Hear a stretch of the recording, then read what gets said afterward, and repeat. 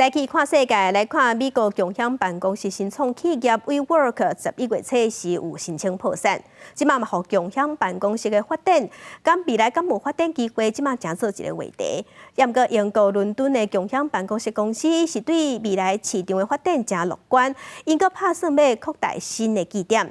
即马嘛有一寡中小企业，因无家己的办公室，是做即款共享办公室在上班。 一人一套倒椅和插座，还有无线网络会议室私人空间通借用。造成的配备是共享办公室的特色。经营共享办公室市场的新创企业 WeWork， 北称成功要颠覆全球的工作模式，市值嘛捌接近500亿美金。率伫11月初7，由于美国破产法向纽约西州申请破产保护，引起外界关心讨论。不过，伫英国伦敦创业的另外一间共享办公室 WorkLife。 却无受到影响。As we look to expand, it's about doing it with the right deals, with the right landlords and the right locations. And I think it's a marathon, not a race. Our view is this market is here to stay.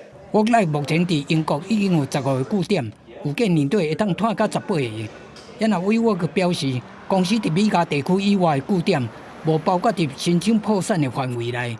公司新闻杨岩编译。